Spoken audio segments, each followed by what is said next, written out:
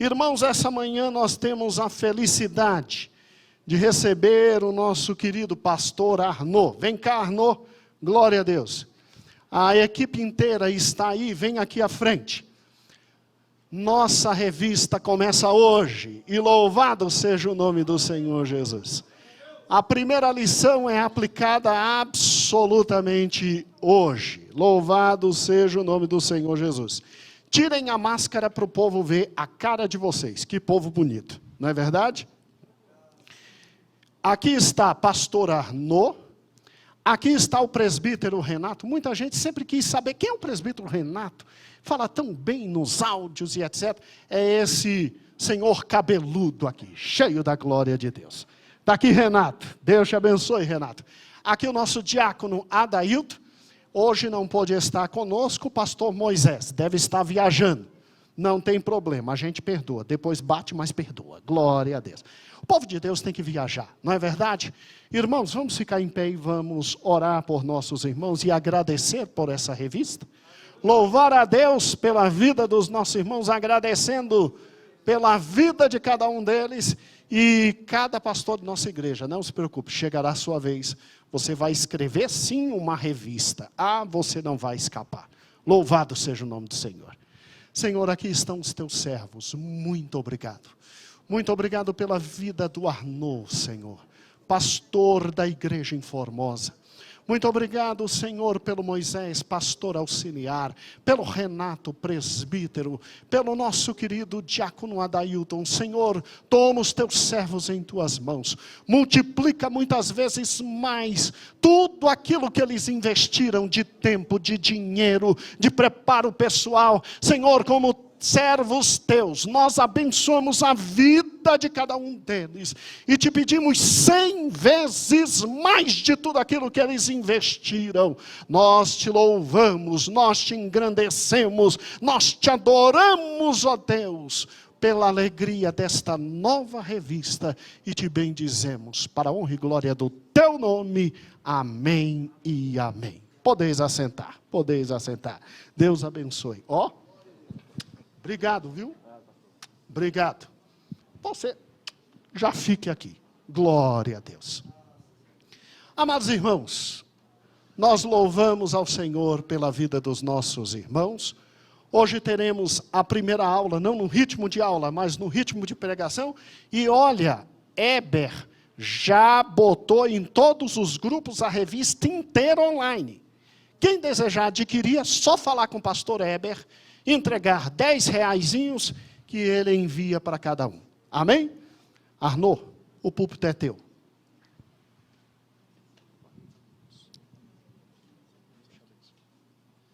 Glória a Deus. Pai do Senhor, meus irmãos, glória a Jesus. Eu vou convidar os irmãos a abrir a sua Bíblia, louvado seja o nome do Senhor, em Deuteronômio capítulo 16, versículo 14.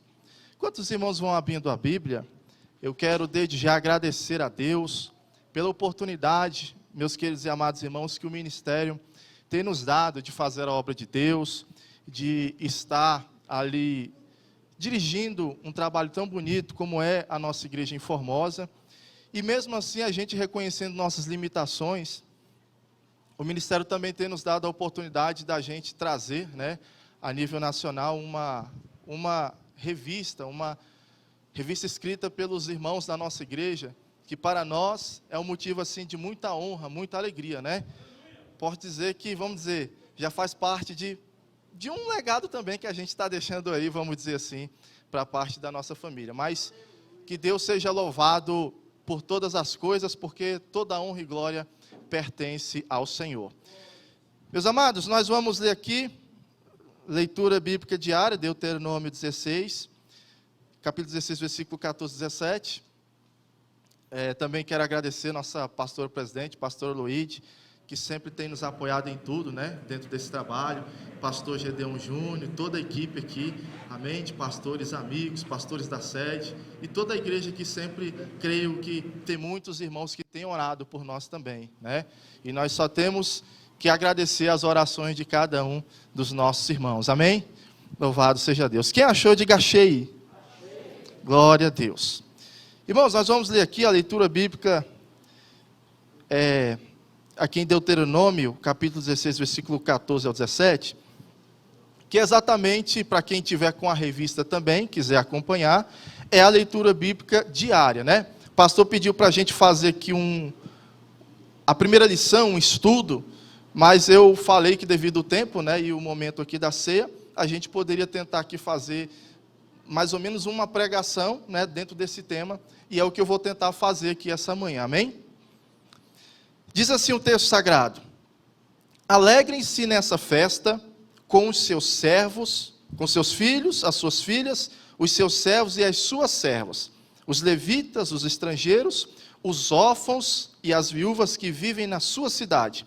Durante 7 dias, celebrem a festa dedicada ao Senhor, o seu Deus, no local que o Senhor escolher, pois o Senhor, o seu Deus, os abençoará em toda a sua colheita e em todo o trabalho de suas mãos, e toda a sua alegria será completa.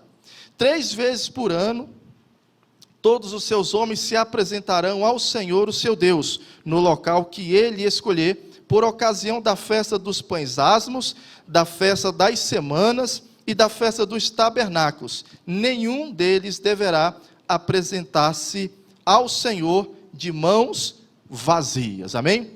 Senhor, em nome de Jesus, ó Pai, eu quero, meu Deus, entregar esse momento nas Tuas mãos, pedindo a Deus que o Senhor abra nossa mente, nos dê o entendimento para tudo que o Senhor nos trouxer esta manhã, de acordo com a Tua palavra. Senhor, nós confiamos em Ti e acreditamos que o Senhor está conosco e falará aos nossos corações através desse estudo, em nome de Jesus.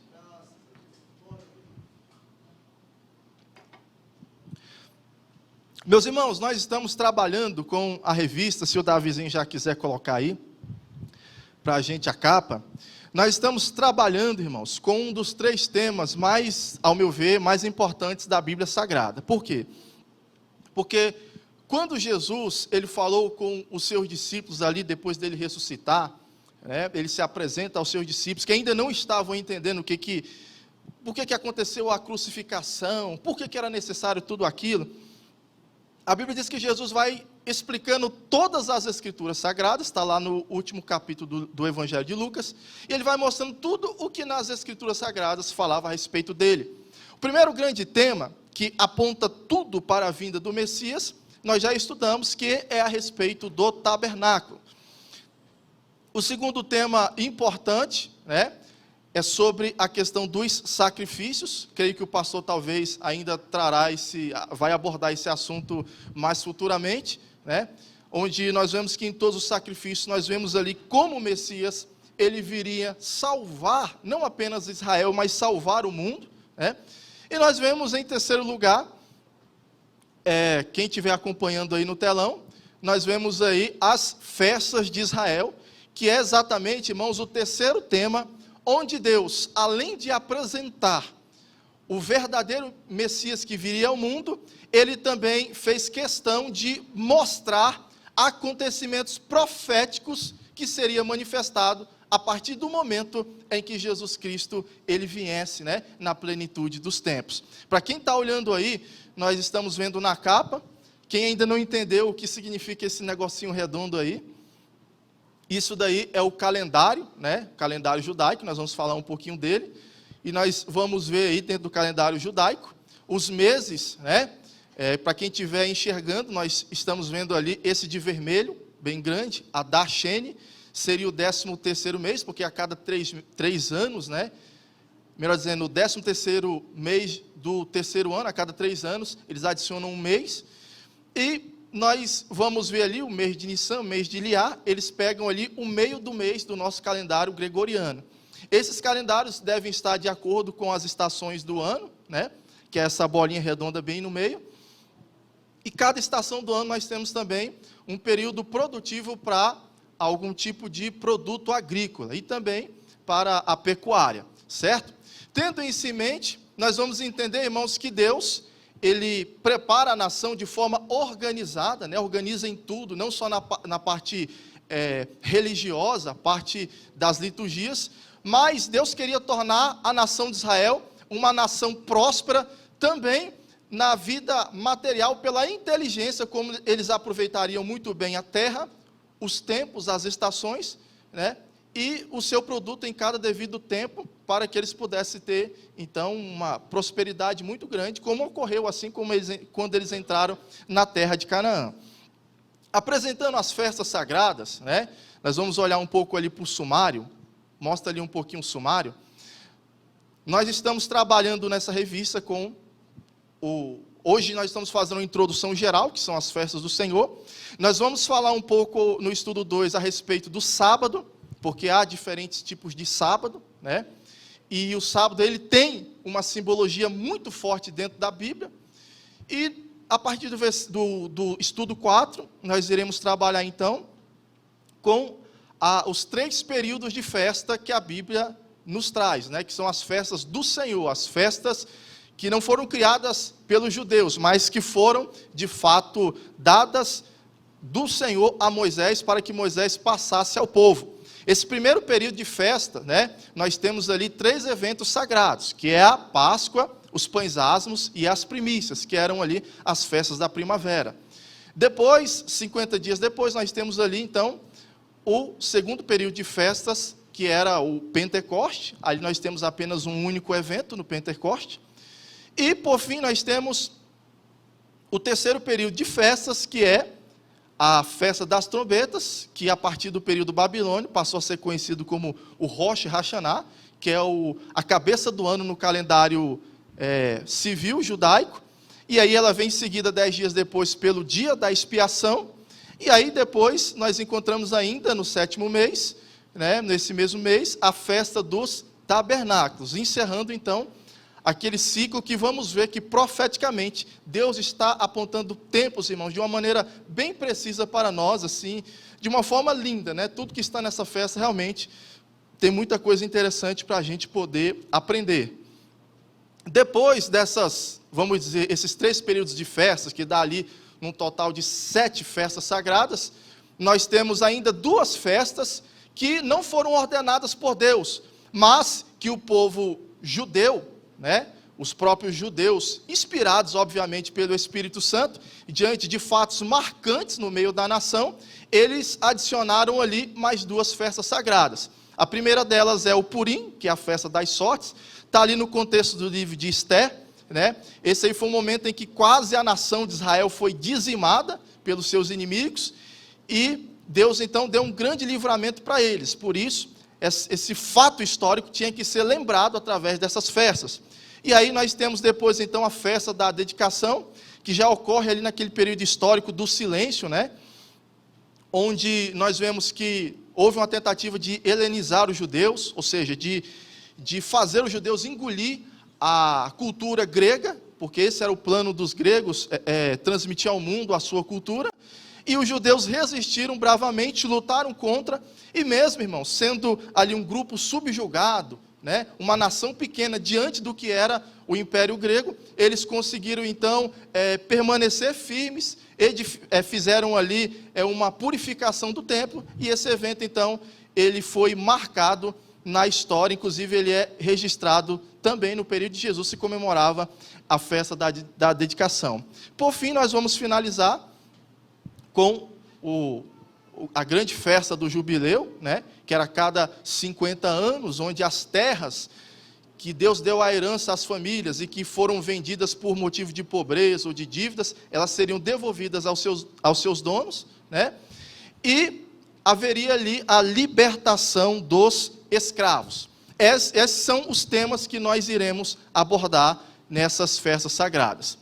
Como é que a gente vai, então, pastor, interpretar e compreender, né?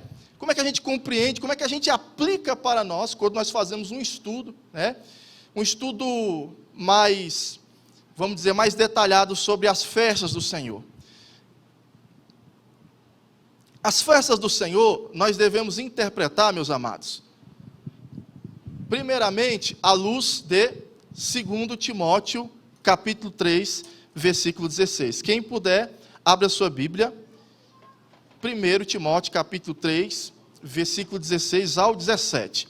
Na realidade, eu costumo ensinar a nossa igreja todos os textos que a gente aplica, inclusive textos difíceis do Velho Testamento, primeiramente a gente sempre traz essas duas aplicações para que a igreja compreenda. Você aprendendo a interpretar o Velho Testamento, segundo essas duas linhas de interpretação, você vai ter uma profundidade e jamais, a partir dessas duas interpretações, não vai existir mais texto chato no Velho Testamento. Amém? Então, à luz de 2 Timóteo, capítulo 3, versículo 16 ao 17, está escrito assim: toda a escritura é inspirada por Deus e útil para o ensino, para a repreensão, para a correção e para a educação na justiça, a fim de que o homem de Deus seja o quê? Perfeito e perfeitamente habilitado, ou seja, preparado para toda boa obra. Essa é a primeira linha de interpretação. É a gente, irmãos, analisar nos textos e ver o que Deus está nos ensinando para a nossa vida cristã. Exemplos de fé, exemplos de infidelidade que nós devemos estar atentos, enfim. Nós vamos vendo os acontecimentos, a fidelidade de Deus, tudo o que Deus fez por Israel. Então, isso nos leva a entender, irmãos, que Deus é um Deus fiel, que Ele cumpre as suas promessas. Então, a primeira interpretação é essa, a gente olhar o texto, o contexto, e ver o que ela se aplica para a nossa vida cristã. Segunda forma de interpretar o Velho Testamento, especialmente as festas do Senhor, é à luz de João 5,39. Aqui eu julgo ainda ser a parte mais importante da nossa interpretação. João capítulo 5, versículo 39, Jesus disse assim aos judeus, quando os judeus ainda estavam discutindo se ele era de fato ou não o Messias. Ele disse assim, João 5,39, examinai as Escrituras, porque julgais ter nelas o quê? A vida. E olha só o que ele diz, e são elas mesmas que testificam de mim, ou seja, são as Escrituras que testemunham ao meu respeito. Analisem as Escrituras e vejam as minhas obras, e vocês verão se as Escrituras vão dizer se eu sou o Cristo prometido, o Messias prometido, né, que viria do Pai, ou se eu sou um falso. Então ele chamou os judeus a olharem as Escrituras, porque Jesus sabia o que estava dizendo. E quando nós olhamos, irmãos, em todos esses eventos das festas sagradas de Israel, obviamente, nós vamos ver que o objetivo central dessas festas é também mostrar, né, como o Cristo viria ao mundo, como ele cumpriria o plano de salvação eterna, como ele voltaria ao Pai, como iniciaria a era da igreja e, finalmente, como ele voltaria para buscar o seu povo após a grande tribulação. Espírito Santo de Deus. Vamos voltar para o slide, Davi. E aí nós vamos para as festas do Senhor. Qual é a importância, irmãos, das festas do Senhor para Israel? Antes de nós aplicarmos alguma coisa para a nossa vida, né? O nosso momento histórico que é diferente, o nosso contexto também é muito diferente daquele contexto antigo. Vamos ver o que Deus ele queria, como pano de fundo, mostrar para o povo hebreu, quando ele instituiu essas festas, para nós entendermos o que Deus também fala aos nossos corações, quando nós lemos esses textos sagrados. Primeiro, as festas do Senhor, irmãos, elas foram importantes, primeiro, para preservar a história e a cultura ensinada por Deus.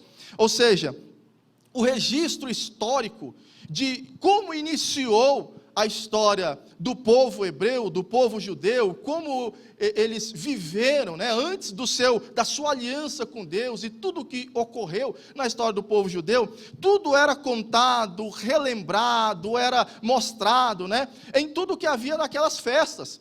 Cada liturgia, cada simbolismo, até a forma deles se comportarem, deles se alegrarem, né, no meio daquelas festas, nós veremos isso em cada lição detalhadamente, né.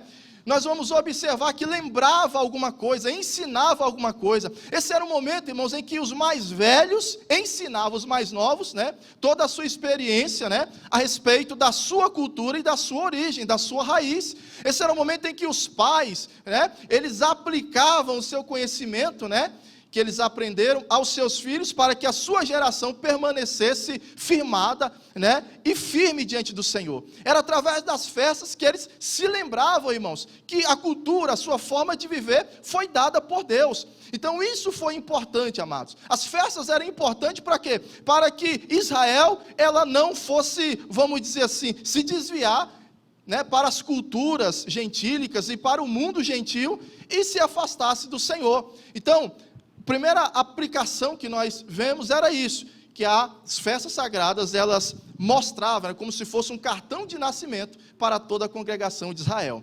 O segundo objetivo das festas sagradas era fortalecer a fé, a comunhão e a justiça social. O que Deus queria, irmãos? Por exemplo, quando você olha exemplos como a saída do povo através da terra do Egito, né, representado pela Páscoa, o cordeiro sendo morto, né, eles tendo que comer toda aquela carne no mesmo dia, e aí nós vamos vendo a festa dos pães asmos, e eles durante uma semana comendo pão sem fermento, e tendo que tomar ervas amargas, se lembrando do momento em que Deus retira eles daquela terra tão difícil, tão complicada. Nós vemos, irmãos, que o Deus que se manifestou a Moisés, prometendo tirar, livrar o povo daquele subjugo de escravidão egípcia, foi o Deus que cumpriu, foi o Deus que agiu, foi o Deus que libertou. Espírito Santo de Deus, aleluia. E é tão interessante, irmãos, que o povo ainda andando no deserto, Deus deu 2 festas que não se podiam cumprir enquanto eles estavam ali naqueles anos de peregrinação. A primeira festa é a festa das primícias. Ora, o povo não tinha o que plantar no deserto, o povo se alimentava do maná que havia no céu, e mesmo assim Deus, né, falou com eles: vocês vão ter essa festa, a festa das primícias, quando vocês entrar na terra que eu vos dê, que eu vou dar a vocês, vocês vão plantar, e o primeiro feixe vocês apresentarão a mim. E foi o que aconteceu. O povo entrou na terra prometida, o povo teve força nas batalhas, e o povo apresentou a Deus as primícias daquilo que Deus prometeu. Isso era forte, irmãos, na ideia, na mente do povo, isso era algo grandioso.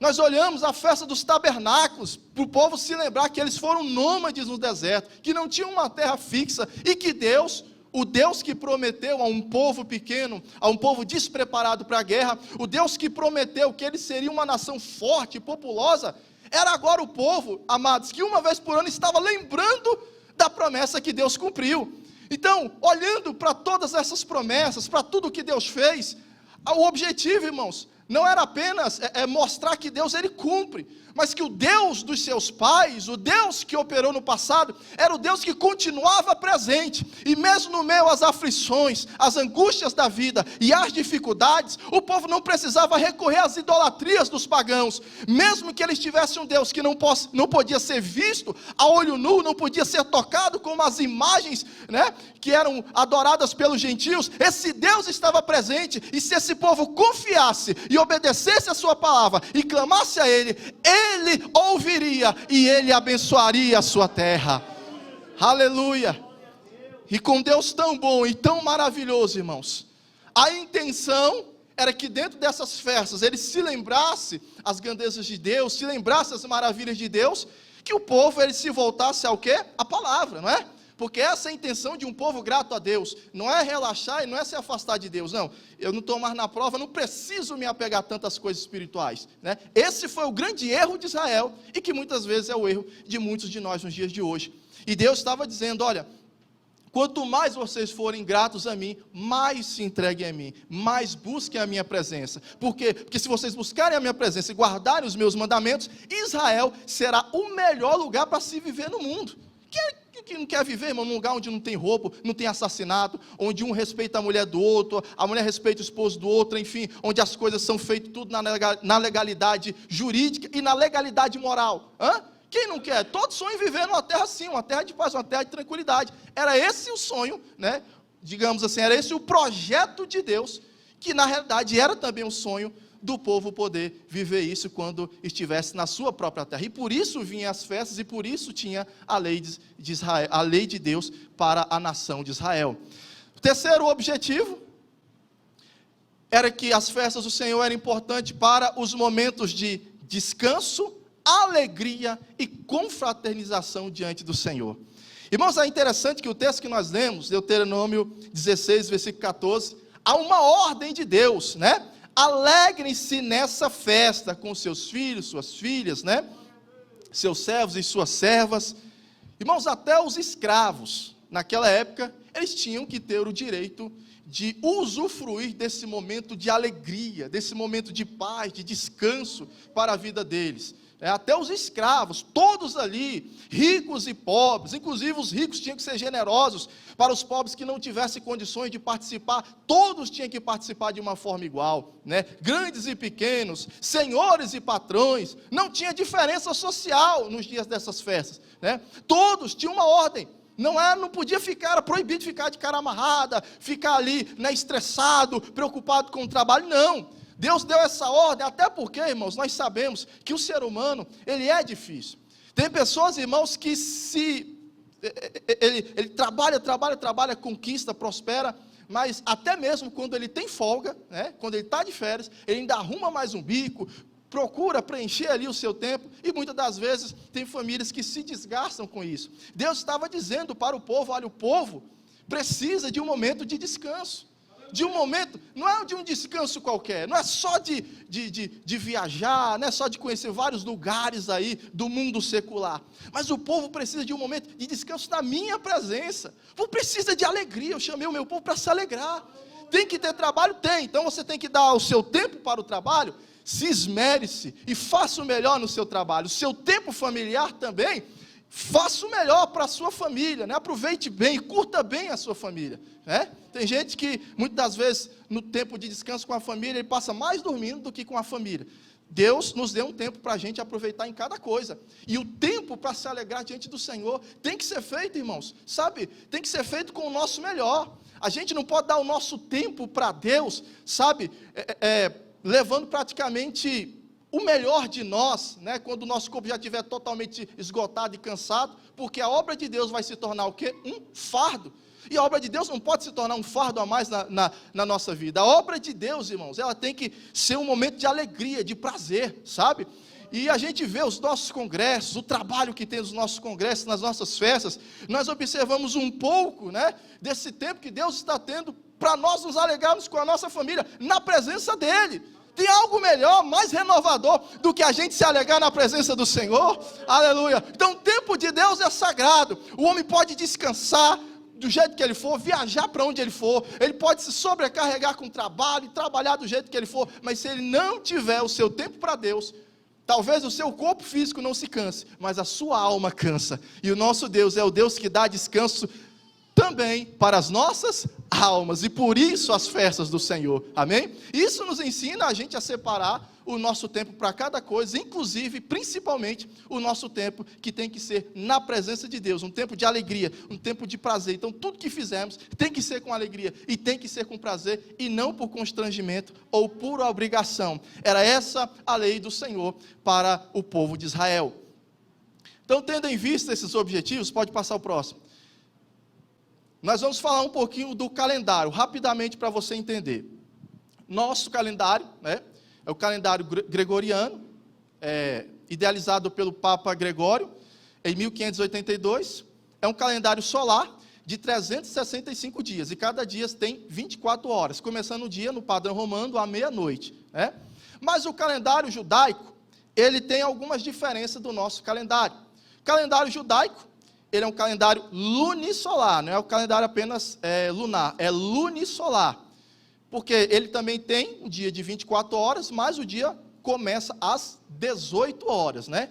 Talvez por conta ali do encontro que Deus tinha com Adão ali na viração do dia, para conversar com Adão, né? A respeito do seu dia, como é que foi e tal. E o mês começa de uma lua nova, né? Do despontar de uma lua nova, até o início de outra lua nova. Aí no mês, nós teremos aí meses de 29 a 30 dias, e durante o ano nós teremos aí um total de pelo menos 11 dias a menos, né, do calendário normal, porque o nosso calendário, né, solar, ele tem 365 dias, mas o calendário lunisolar dos judeus tem 354 dias. Até aí, tudo bem, né? E por isso, a cada 3 anos, eles acrescentam mais um mês de 30 dias, para que não haja uma bagunça entre o calendário deles com as estações do ano, porque as estações do ano é que predetermina, né, o tempo das safras e também o tempo das festas sagradas. Então, a cada 3 anos, eles adicionam mais um mês para poder ficar em equilíbrio. Dentro do calendário civil, nós temos ainda, melhor dizendo, no calendário hebraico, nós temos ainda 2 calendários, o civil e o religioso, também conhecido como o calendário sagrado. É praticamente o mesmo calendário. O que diferencia-se é o momento em que começa um calendário, né, e o momento em que começa outro. Por exemplo, o calendário civil é o calendário mais antigo que tem, né, onde eles procuram contar os anos desde os dias de Adão. Pastor, tem como fazer isso? Eles têm um método interessante. Quem quiser ver, eu vou mostrar rapidamente aqui em Gênesis capítulo 5. Se você quiser abrir, abre Gênesis capítulo 5. Vou mostrar rapidamente como eles fazem esse método de contagem. Inclusive, esse calendário civil é onde eles marcam ali os aniversários, onde eles marcam ali os compromissos da vida civil, né? Os óbitos, enfim. Tudo isso é marcado nesse calendário civil. E como é que eles contam? Eles contam, irmãos, desde Adão, eles começam a contagem e para quando nasce o primeiro filho, filho primogênito. E aí, do filho primogênito, eles continuam a contagem. Por exemplo, Gênesis capítulo 5, versículo 3, está escrito assim: viveu Adão 130 anos e gerou um filho à sua semelhança, conforme a sua imagem, e lhe chamou Sete. Então, essa é a geração que está baseada a contagem, né, dos anos. Vamos lá, Adão viveu quantos anos até o nascimento de Sete? 130 anos, parou a contagem, nasceu Sete, esquece agora os dias de Adão, até porque, se fosse contar pelas idades, seria muito difícil, né? Então, de 130 para a contagem, e continua a partir do momento em que Sete começa a ter anos de vida, né? Só que Sete, ele tem, no versículo 6, o seu primogênito, né? Sete viveu 105 anos e gerou a Enos. Opa, 105 anos, parou a contagem em 7, né? E aí nós vamos continuar a contagem em Enos. Então nós vamos somar os 105 anos de Sete com os 130 anos de Adão. E vamos continuar em Enos. Versículo 9. Enos viveu 90 anos e gerou a Cainã. Vamos adicionar na contagem os 90 anos de Enos e vamos continuar em Cainã. Versículo 12. Cainã viveu 70 anos e gerou a Malael. Vamos adicionar mais 70 anos. Vamos esquecer Cainã e Malael e assim por diante. Segundo, né, a contagem deles, nós estamos a 5.781 anos. Há divergência, não dá para você fechar a questão nisso. E alguns ainda dizem que há 2 séculos perdidos no período da Babilônia. Mas isso também não é tão importante assim para nós. Mas vamos para o calendário. Pode passar. Dentro desse calendário civil, vocês estão vendo ali, aquele de azul, o mês de Tishrei. Ali era onde sempre começava o calendário civil, mês de Tishrei, entendeu? Setembro, outubro, do nosso calendário, era o mês das primeiras chuvas. Agora vamos voltar para o calendário inteiro. Houve um fato muito interessante no 7º mês, está vendo lá em cima? O mês de Nissan. No mês de Nissan, acontece um fato extraordinário. É onde um homem aparece no meio de Israel, já há alguns dias, falando que Deus queria tirar o seu povo dali, e depois de 9 pragas, esse homem ainda diz que vai haver uma última praga, a praga da morte dos primogênitos. Aquele povo, pela fé, acreditando naquela loucura, o que era uma loucura aos olhos humanos, aquele povo acredita, e o povo então mata o cordeiro, e mancha os seus umbrais das suas portas com sangue do cordeiro. Primeira Páscoa sendo instituída ali. Nesse momento, amados, em diante, começa o calendário mais importante, que é o calendário religioso, o calendário sagrado. Então, o 7º mês do calendário civil era como se fosse no mês de julho. Vamos supor que o mês de julho, só um exemplo, Jesus iniciasse o milênio aqui, agora a partir de hoje, o mês de junho será o primeiro mês do ano. Foi mais ou menos isso que aconteceu. Então, o 7º ano, que é o ano novo no calendário normal, comum, civil, né? Agora passou a ser o 7º mês. Por quê? Porque o primeiro mês começa a partir do momento em que Deus tira o povo do Egito. Por que Deus faz isso, pastor? Isso vai gerar uma confusão? Não, meus amados. Deus estava predeterminando para o povo, irmãos, na mente deles, um novo começo de vida para eles. Deus estava trazendo uma mensagem. Deus queria que eles tivessem aquela ideia: olha, a partir de hoje, acabou-se os dias da escravidão, esqueça os dias passados, agora vocês são uma nova nação, vocês são meu povo, vocês são a minha nação, estou dando um novo começo, eu estou dando uma nova história para vocês. Era essa a mensagem central, quando Deus resolve começar um novo calendário, né, a partir do dia da Páscoa. E aí nós vamos ver que um ano depois, a Bíblia já começa a contar, né, quando eles fazem a segunda Páscoa lá perto do Monte Sinai, é o primeiro ano que eles começam a contar de uma nova história da sua vida com Deus. Está compreendendo, igreja? E aí eu vou olhando isso, irmãos, isso é muito simbólico e é interessante, porque nós olhamos, meus amados, há 2000 anos, 2020 anos, ou 20 e poucos anos, né, nós vimos que houve uma necessidade de criar um calendário para poder, vamos dizer, para poder harmonizar todas as nações em um momento só histórico do ano, né? Vamos dizer assim, um momento só histórico. E aí qual foi o critério para começar esse novo calendário? E aí então, surgiu então pela inspiração de Deus, que o calendário começasse a partir do momento em que veio o Filho de Deus ao mundo. Nós estamos há 2000 anos, irmãos, e queiram sim ou queiram não, todas as nações hoje têm o nosso calendário. Por quê? Porque Deus estava mostrando, irmãos, que assim como a Páscoa, né, mostrou um novo começo para Israel a partir do deserto, Deus estava mostrando que quando viesse Jesus Cristo, o Filho de Deus, o verdadeiro Messias, Deus daria, irmãos, para o mundo perdido, o mundo abandonado, o mundo condenado ao inferno. Deus, a partir do momento em que Ele envia o seu Filho amado, Ele estava começando uma nova época, um novo tempo, em que o Evangelho deveria ser pregado a todo mundo, e todos aqueles que crescem, se arrependessem dos seus pecados e aceitassem a Cristo como o único e suficiente Salvador da sua vida, também teriam direito a um novo recomeço, a uma nova vida, e poderiam se tornar uma nova criatura diante da presença de Deus. O nosso calendário é essa mensagem para o mundo. O Filho de Deus veio e a salvação está aí, para que todos tenham direito, meus amados, a um novo nascimento, através da fé no Filho de Deus. Louvado seja o Senhor. Isso é lindo, irmãos, isso é tremendo, a maneira como Deus nos ensina, a maneira como Deus fala aos nossos corações.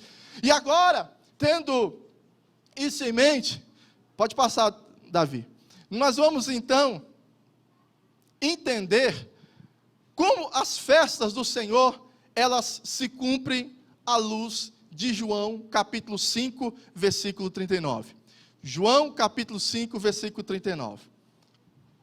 Ou seja, vamos analisar tudo passando para Cristo.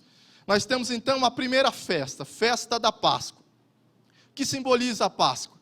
A Páscoa simboliza a morte de Cristo. Amados, eu não estou adiantando as lições, eu só estou trazendo a cereja do bolo, né? O bolo inteiro, só quando você tiver em cada uma das lições, você vai ver todos os argumentos, né? Para provar se o que estamos falando, né, aqui é ou não é de fato aquilo que Deus nos apontou. Páscoa simboliza a morte de Cristo. Hag Pessar é o 14 de Abib, está em Êxodo capítulo 12, versículo 2 ao 13. Com a morte do Cordeiro Pascual, os hebreus comemoravam a passagem da escravidão egípcia para o começo de uma nova vida. Para o cristão, ela representa a morte expiatória de Cristo em favor da humanidade e o Cordeiro que tira o pecado do mundo.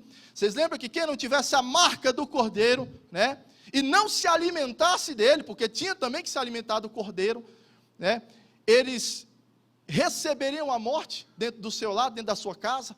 Hoje a casa somos nós somos a habitação de Deus, nós somos a casa do Senhor.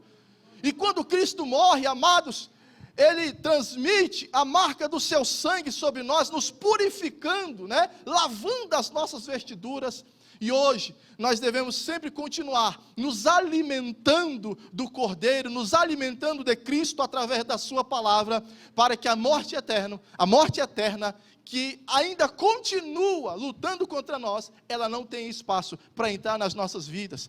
Espírito Santo de Deus, aleluia. E quando nós olhamos, meus amados, olha, o estudo sobre a Páscoa, a gente vê um momento em que o Cordeiro é separado, né? O melhor cordeiro separado para ser oferecido como sacrifício. Quando esse cordeiro ele é separado, meus amados, a gente olha os evangelhos, Jesus saindo de Betânia, né? 10 dias antes, e entrando em Jerusalém, sendo ovacionado. É exatamente os 10 dias antes, onde o cordeiro é preparado. A gente vai olhando Jesus sendo analisado ali, né? No dia da sua crucificação, ninguém encontrando defeito nele, tiveram que subornar testemunhos, porque o sumo sacerdote não conseguiu algo para provar, né, o seu crime. Pilatos não encontrou nada, era o símbolo da análise do cordeiro. Cristo como cordeiro perfeito e santo para o sacrifício. E aí você vai olhar, meus amados irmãos, o momento em que o cordeiro era degolado, às 3 horas da tarde, o sumo sacerdote lá no templo, pastor, ele dizia, está consumado. O mesmo momento em que Jesus na cruz, quando ele está para morrer, ele diz, está consumado. Aleluia, tudo apresentado, amados, de uma maneira linda, de uma maneira perfeita, e você vai entrar ali, você vai ver, meus amados, Cristo sendo morto, aleluia, e exatamente no dia da Páscoa, que os judeus viram, os judeus analisaram e não entenderam, irmãos, o plano de Deus, através do Messias, tudo apresentado na Páscoa. Por isso que Paulo diz que Ele é o nosso Cordeiro Pascual, que veio nos livrar da morte, que veio nos purificar dos nossos pecados. Aí após a Páscoa, nós temos então, nesta mesma semana, mas começava em um sábado e finalizava no sábado seguinte, após o dia da Páscoa, a festa dos pães asmos.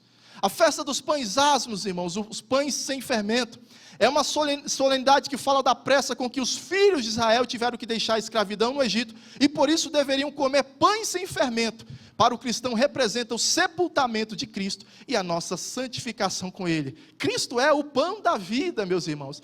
E o pão da vida sem fermento. Por quê?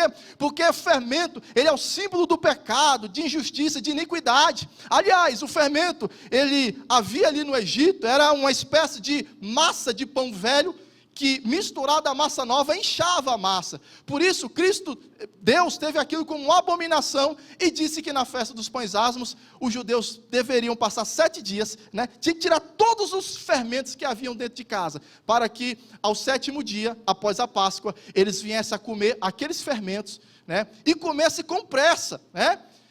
É tanto que o texto fala que tanto na Páscoa quanto na festa dos pães asmos, eles tinham que cingir os lombos. Alguém sabe o que é cingir os lombos?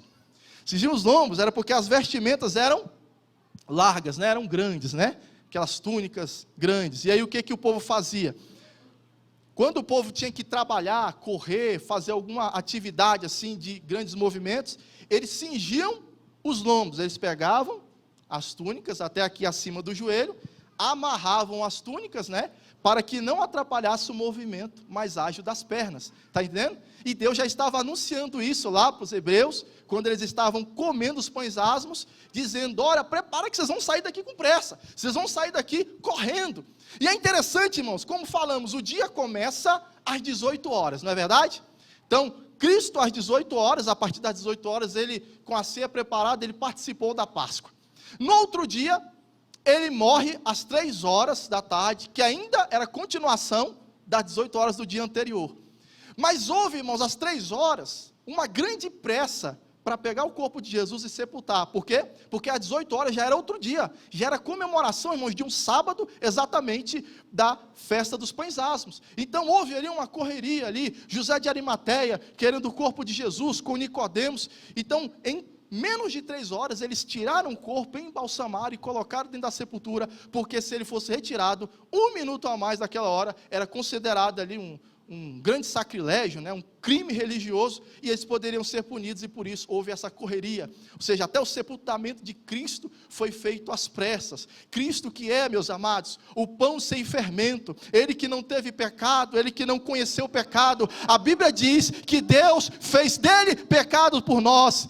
Deus fez que os nossos pecados, as nossas iniquidades, elas fossem imputadas sobre Cristo, para que Cristo, aleluia, Ele pudesse nos purificar das nossas faltas. Por isso Ele é o nosso pão sem fermento, que foi fermentado por causa dos nossos pecados, para que tivéssemos vida em seu nome. Espírito Santo de Deus, tudo isso apresentado na figura da sua ressurreição. E quando você estudar essas aulas, você vai ver que até a forma como se assava o pão, a forma como o pão era preparado, você vai ver, né, parte do sofrimento e do sepultamento de Cristo, simbolizando aquela tumba, uma espécie de forno ali, preparando para que ao terceiro dia ele viesse então ressuscitar. E aí nós vamos falar agora da terceira festa. Terceira festa, meus irmãos, é a festa das primícias. Como falamos, essa festa acontece apenas quando o povo colhe o primeiro fruto lá na terra de Canaã. Ali, quando eles colhem o primeiro fruto, a Bíblia diz que o maná cessa. Nessa solenidade, os judeus comemoravam a primeira colheita após chegarem à terra prometida. Apresentando a Deus os primeiros frutos da terra, ela representa a ressurreição de Cristo, que ocorria no terceiro dia depois da Páscoa, o dia do Senhor. Quando o povo pegava o primeiro feito, irmãos, eles não poderiam se alimentar de nada daquela colheita, sem que antes eles pegassem o primeiro feixe e apresentassem para o Senhor. Oh, aleluia!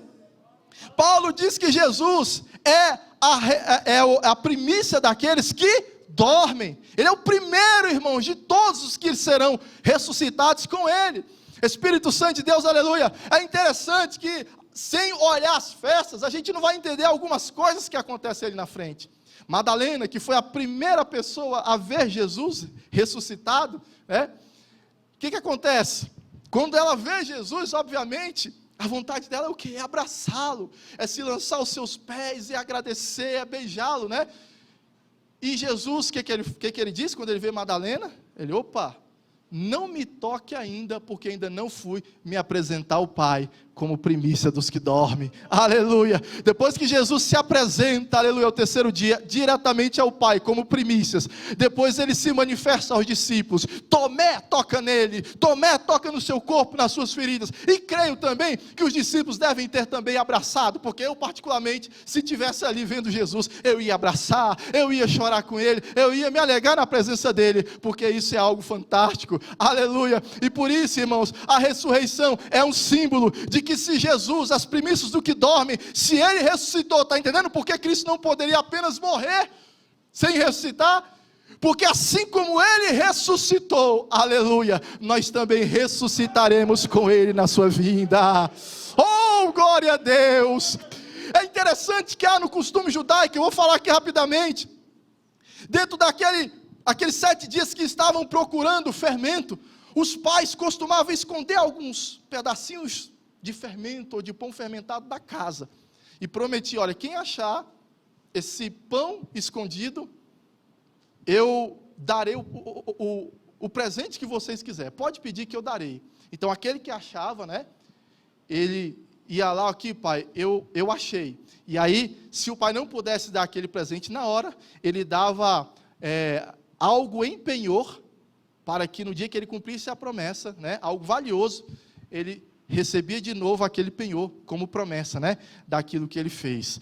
E Jesus também nos deu um penhor, meus amados, como prova de que ele voltará para nos buscar, para nos dar a grande promessa por termos achado o pão verdadeiro.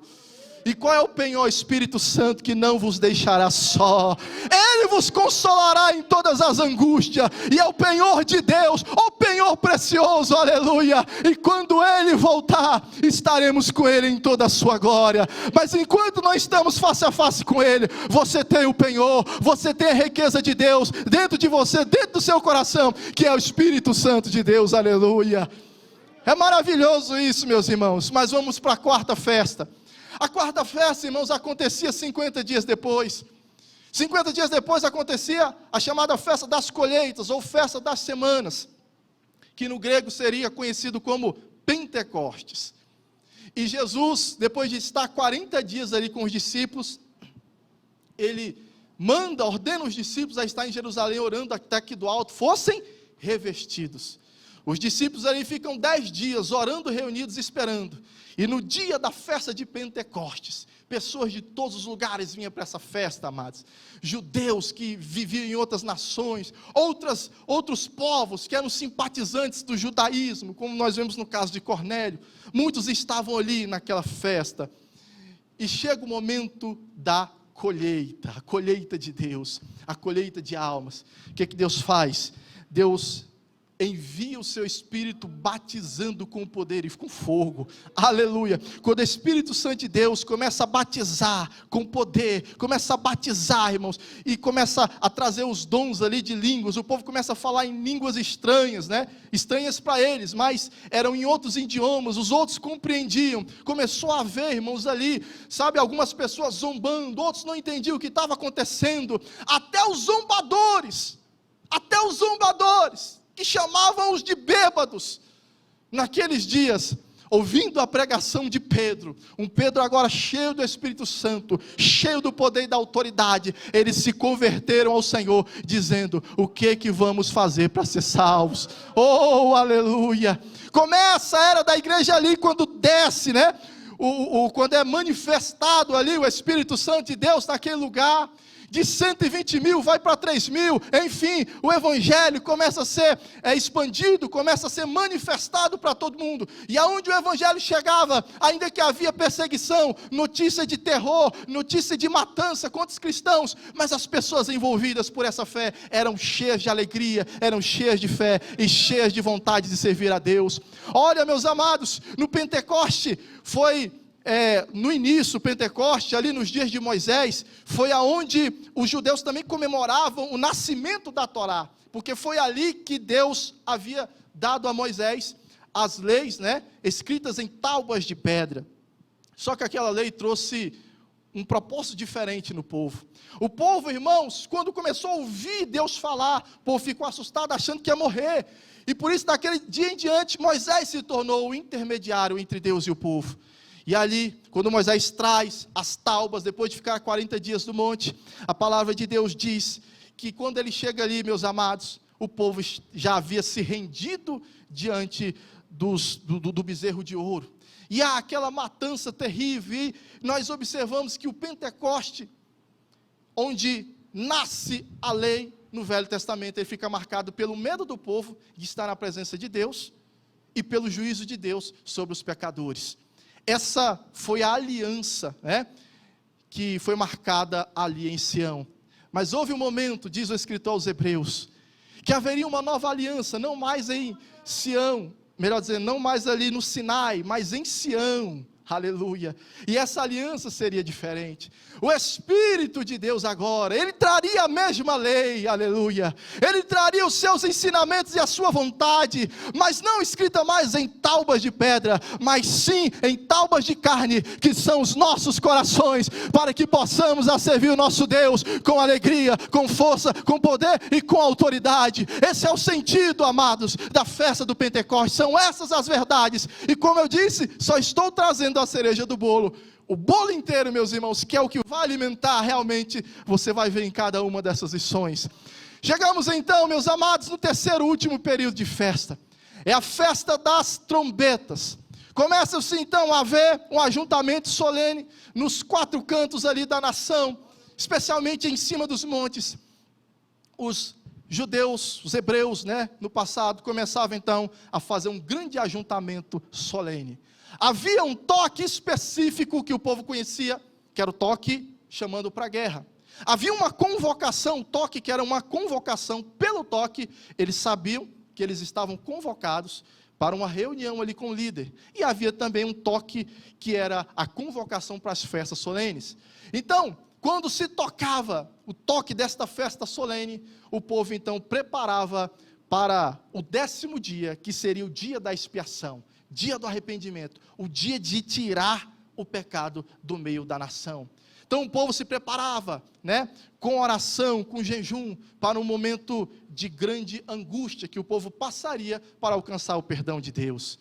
Mas para nós, amados, esse toque de trombetas para nós, representa um momento que nós estamos esperando até este exato momento.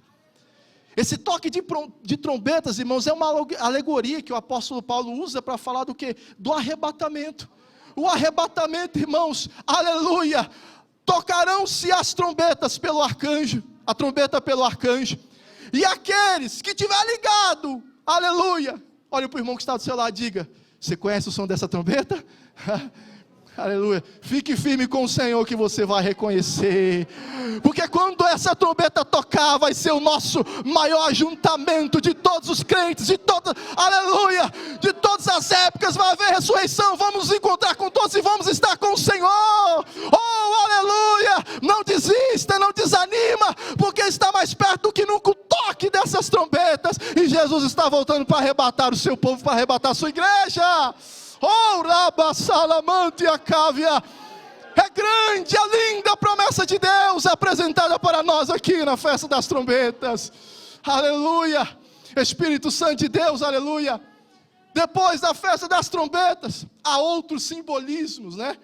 Que as trombetas também falam sobre João Batista, quando anuncia a vinda de Cristo, o arauto do rei. Você vai ver isso durante a lição. Vamos para a próxima festa é então chamado Dia da Expiação.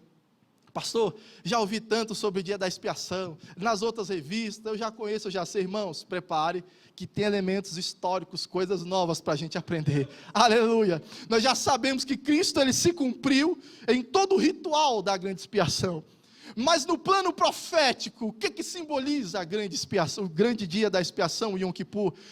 O Yom Kippur, irmão, simboliza para os judeus um dia de aflição, de angústia, de tristeza, sabe, de se abster de toda a sua vaidade, do seu orgulho, de todas as suas manias corruptíveis da carne humana, para poder chegar ali, no momento em que o sangue seria oferecido sobre o propiciatório, eles poderiam alcançar o perdão de Deus, e o sumo sacerdote sair livre, sair vivo. Eles ainda estão aguardando esse sumo sacerdote, eles estão aguardando, irmãos judeus, a volta do templo, né, para de alguma forma voltar o Yom Kippur, para voltar, aleluia, a acontecer para eles o derramamento de sangue para a remissão de pecados. O nosso sumo sacerdote, ele já entrou nos céus, já apresentou o seu sangue, e hoje já estamos com ele, aleluia, guardados para o grande dia da glorificação. Mas assim como o Yom Kippur, após o toque das trombetas, ele simboliza dias de angústias, o Yom Kippur, ele representa, meus amados, o período da grande tribulação, que vai acontecer exatamente através, melhor dizendo, depois, após o grande período do arrebatamento, o momento glorioso do arrebatamento. Alguns acreditam, os mid-tribulacionistas, que vai acontecer no meio da grande tribulação, melhor dizendo, no meio dos 7 anos, outros depois dos 7 anos. Nós que somos pré-tribulacionistas, nós acreditamos o que Deus falou ali no livro de Apocalipse, se não me engano, capítulo 3, versículo 10, se não me engano o texto, o Senhor, o próprio Jesus disse, que porque nós guardamos, aleluia, a palavra da perseverança, Ele nos guardaria da tribulação que há de vir sobre todo mundo. Oh Deus, aleluia, e haverá esses 7 anos penosos de tribulação, e nesses 7 anos de tribulação, 3 anos e meio de uma falsa paz, né? Vai haver o grande templo construído, tudo mais. Depois de 3 anos e meio, as máscaras caem, o anticristo se revela realmente como ele é anticristo, vai se assentar no templo, querendo adorar a Deus, e vai haver uma grande perseguição contra cristãos, e também contra a nação de Israel. A nação de Israel, meus irmãos, que já foi preparada nos evangelhos, para orarem, para que no dia da fuga, não acontecesse no inverno, nem no dia do sábado, porque no sábado eles não fazem nada, né? E orar, e ai daquelas, Jesus disse, ai daquelas que estiverem grávidas. Enfim, Jesus prepara tudo, já mostra o que irá acontecer. Os judeus vão escapar, muitos dos judeus irão escapar lá no deserto, que Deus preparará um lugar para eles lá no deserto.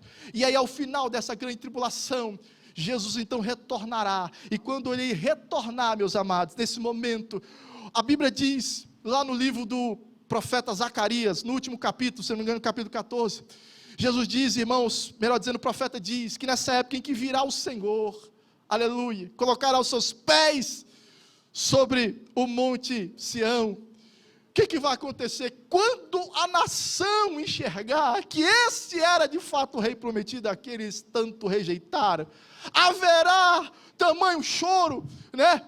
Como a mãe quando perde o seu filho primogênito. choro e angústias, e vai ser dessa forma que os judeus se arrependerão e serão então perdoados pelo Messias, assim de acordo como acontece no Yom Kippur. Eles vão reconhecer que na verdade o sangue já foi apresentado num tabernáculo superior, e não naqueles que eles construíram na grande tribulação. Mas nós na igreja, enquanto houver esses 7 anos de grande confusão, de grande ira de Deus, juízo de Deus sobre a face da terra, nós estaremos, aleluia, nas bordas do Cordeiro, porque somos a esposa dele, e somos o seu povo, que estaremos com ele face a face. Oh meu Deus, aleluia. Às vezes a vida é difícil, né, irmão? Às vezes as coisas são complicadas, às vezes a gente desiste de nós mesmos, é ou não é? Mas quando a gente se apega a olhar, a ver as promessas de Deus, irmãos, até de nós a gente muitas das vezes tem que se esquecer, sabe, se negar a nós mesmos, para poder continuar servindo a Deus, porque as promessas que Ele tem para a eternidade é coisa superior. Oh Deus! E aí nós entramos então no cumprimento da 7ª festa. A 7ª festa, Davi, festa dos tabernáculos. Festa dos tabernáculos, meus irmãos, é uma festa que ocorria ali no 15º dia ao 22º dia, onde o povo, irmãos, 5 dias depois do Yom Kippur, né? Onde o povo, eles, já ali na terra prometida, faziam tendas frágeis, tendas simples, onde inclusive eles poderiam até olhar para o céu, né? E vamos dizer assim, e se lembrar das promessas de Deus a Abraão, e ver o quanto a vida humana é uma vida frágil, é uma vida passageira, e que um dia eles andaram sem terra, andaram como nômades, como peregrinos, e Deus deu uma terra que mana leite e mel para eles. Deus deu essa terra para eles, Deus cumpriu essa promessa. Essa mensagem, irmãos, ela fala conosco de 2 maneiras. Primeiro, porque nós somos o tabernáculo de Deus, e Deus habita em nós, nesse deserto.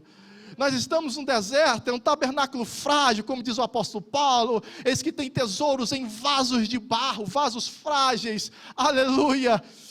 E Cristo habita conosco, mas nós aguardamos um momento, irmãos, em que agora Ele vai tabernacular visivelmente conosco. E isso vai acontecer, irmãos, aleluia, quando vier o milênio, quando Cristo voltar a salvar Israel. A partir do milênio, estaremos 1000 anos com Cristo reinando aqui dentro, aleluia, reinando até que nós fomos humilhados, até em que, sabe, muitas vezes passamos perseguições, em que nossos irmãos no passado foram degolados, foram espancados. Eles reinarão nessa terra, aleluia, eles governarão com Cristo aqui nessa terra, depois de 1000 anos, que a terra for, sabe, novamente repopulada, por tanta gente que vai morrer na grande tribulação.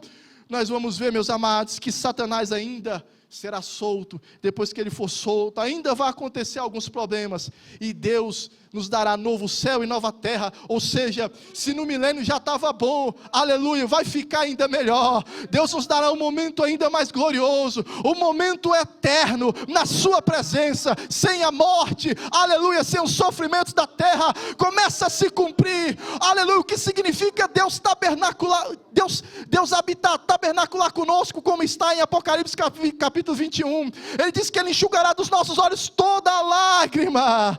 Não haverá tristeza, não haverá luto, não haverá os problemas dessa vida, porque Deus estará habitando conosco, e nós com eles, e seremos, aleluia, apenas um único povo, uma única nação. Seremos o seu povo, e Ele será o nosso Deus, e nós o veremos, diz a Bíblia, face a face estaremos com Ele, aleluia. Nos dará uma cidade que não tem sol, porque o próprio Cordeiro de Deus é que brilha nessa cidade. Oh Deus, aleluia, nós estamos aguardando esse grande momento, aleluia, de alegria e de paz eterna, simbolizada, aleluia, pela festa dos tabernáculos. Meus queridos, eu passei um pouco do horário, amém?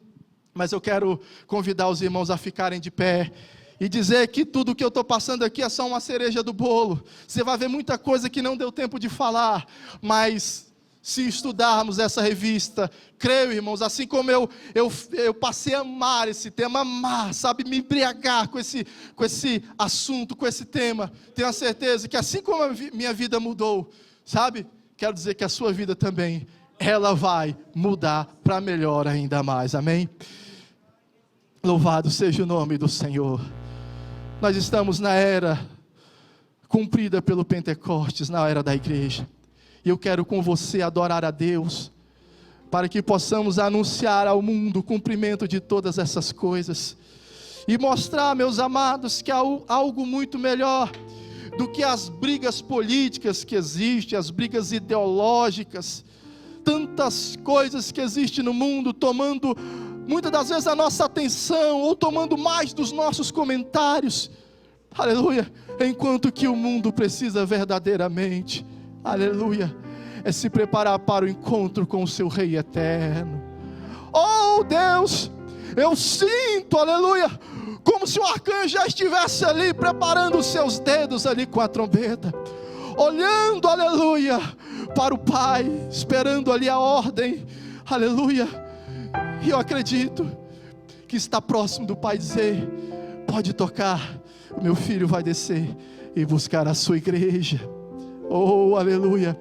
Senhor Jesus, eu quero nesse momento te agradecer, meu Deus, por essa oportunidade, te glorificar, meu Deus, pela vida de cada um dos irmãos que o Senhor tem nos dado, e te glorificar, Deus, pela vida dessa pessoa que está nos acompanhando.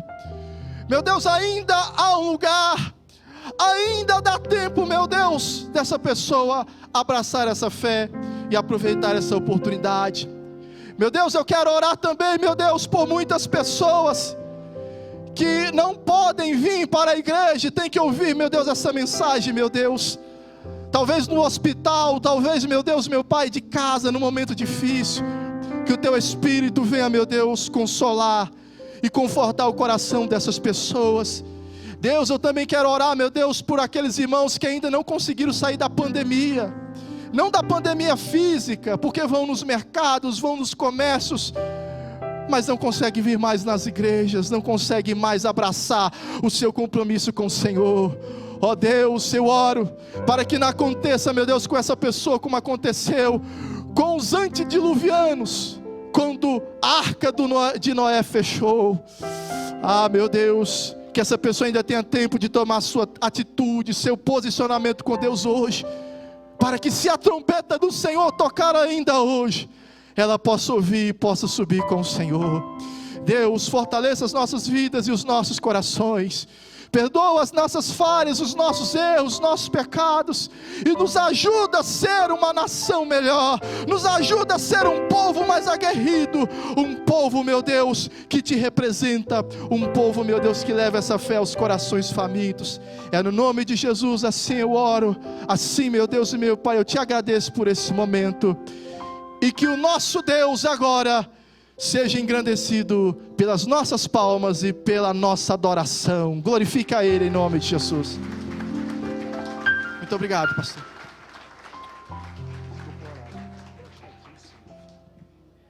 Tá gostoso, né? Já imaginou durante todas as escolas dominical o que Deus vai trazer a nós? Que delícia, né? Que delícia. Daremos início à nossa nova revista de estudos bíblicos dominicais, Israel, a Igreja e as Festas. Durante todo um trimestre estaremos nos aprofundando acerca da importância e do significado que esse tema representa na Bíblia. Os temas dos estudos são: Estudo 1, as Festas do Senhor. Estudo 2, o Sábado. Estudo 3, a Festa da Páscoa. Estudo 4, a Festa dos Pães Asmos. Estudo 5, a Festa das Primícias. Estudo 6, a Festa de Pentecostes. Estudo 7, a Festa das Trombetas. Estudo 8, o Dia da Expiação. Estudo 9, a Festa dos Tabernáculos. Estudo 10, a Festa do Purim. Estudo 11, a Festa da Dedicação. E por fim, estudo 12, a festa do jubileu. Lembrando que a revista será disponibilizada em nossas plataformas digitais. E caso queira adquiri-la em formato impresso, basta entrar em contato com o Pastor Heber. Então, não se esqueça, nesse domingo, dia 7, às 9 horas da manhã, Escola Bíblica Dominical com a nova revista Israel, a Igreja e as Festas. Igreja Evangélica Pentecostal do Brasil para Cristo. Compromisso com Deus e a sua palavra.